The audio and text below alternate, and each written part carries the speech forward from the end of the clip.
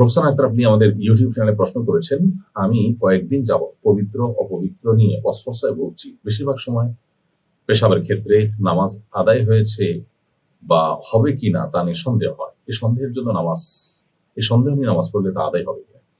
বোন রোকসানা, অমূলক সন্দেহকে প্রশ্রয় দেওয়া ইসলামে নিষিদ্ধ।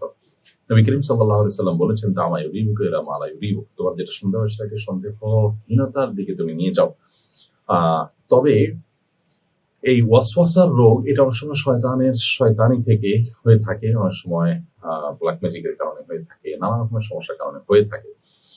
তো এই যে ওয়াসওয়াসার রোগ, এই ওয়াসওয়াসার রোগ থেকে আত্মরক্ষার জন্য আমাদেরকে রুকিয়া বা আপনার শরীর ঝাড়ফুঁকে শরণাপন্ন হতে হবে। এর পাশাপাশি ওয়াসওয়াসাকে প্রশ্রয় দেওয়া যে কোনো সুযোগ নেই ইসলামে, সেটা আমাদেরকে মাথায় রাখতে হবে। একটি মূলনীতি আছে ইসলামে শরিয়া, সেটা হলো যে আল ইয়াকিনু লা ইয়াজুলু বিশাক।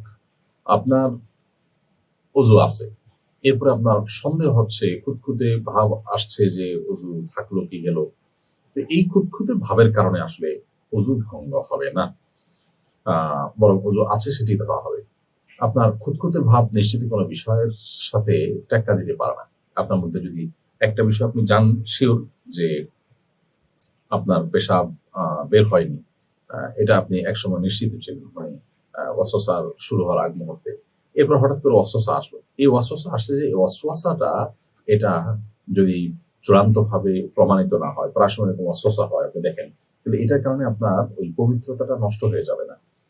একজন মানুষ উজু করেছে নিশ্চিত, এখন উজু গেছে কি যায়নি এটা নিয়ে তার সন্দেহ হচ্ছে, এই সন্দেহের কারণে উজু গিয়েছে এমনটি বলা যাবে না, বরং উজু আছে সেটা ধরে রাখা হবে, কারণ নিশ্চিতটা এই খুঁতখুঁতে বা ওয়াসওয়াসা দ্বারা দূরীভূত হবে না।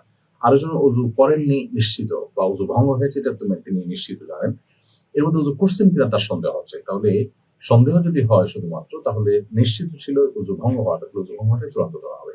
এই জন্য ওয়াসওয়াসাকে আসলে খুব বেশি আমল নেওয়ার সুযোগ নেই। আপনি রুকিয়া সাপোর্ট গ্রুপ আছে সোশ্যাল মিডিয়াগুলোতে, সেখানে ওয়াসওয়াসার রুকিয়া লিখে আপনি সার্চ দিতে পারেন।